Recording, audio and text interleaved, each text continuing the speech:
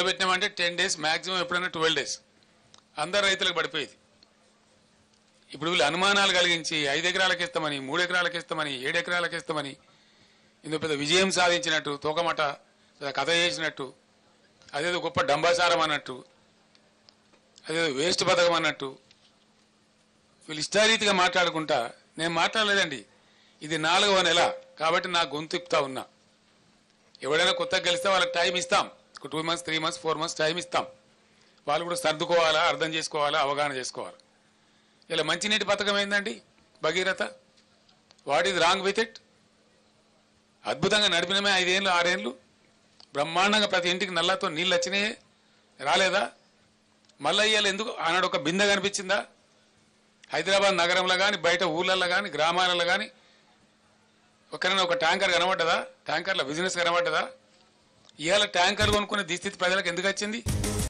బిందెలు బట్టి మోసుకునే పరిస్థితి తెచ్చినటువంటి కారకులు ఎవరు? ఇవాళ ఆ అసమర్థులు ఎవరు? ఇవాళ గవర్నమెంటు ముఖ్యమంత్రి మంత్రులు కాదా? వీళ్ళు సమీక్ష జరిపినరా? కనీసం పట్టింపున్నదా వీళ్ళకు? వ్యవసాయం ఏం జరుగుతూ ఉందని సమీక్ష ఉందా? ఇవాళ పంటలు ఎండినాయి. నాకుండే సమాచారం మేరకు 15 లక్షల పైచిలకు ఎకరాల పంటలు ఎండుతా ఉన్నాయి. పంటలు ఎండని జిల్లానే లేదు. పంటలు ఎండనటువంటి జిల్లానే లేదు. ఒక్క నల్లగొండ జిల్లాలోనే సాగర్ ఆయకట్టు మిగతాయి కలుపుకుంటే 3.5 లక్షల నుంచి 4 లక్షల మధ్య పంట ఎండిపోతా ఉంది. అన్ని నియోజకవర్గాలు ఎండుతా ఉన్నాయి. ఆలేరు నియోజకవర్గంలో ఎండుతా ఉంది, భువనగిరిలో ఎండుతా ఉంది, తుంగతుర్తిలో ఒక 25,000 ఎకరాలు. ఈరోజు రైతులు చెప్పినారు, వాళ్ళు చెప్పిన లెక్క నాకు నేను కళ్ళతో చూసిన లెక్క. ప్రతి ఊరికి 200, 300, 400 ఎకరాలు ఎండుతా ఉంది.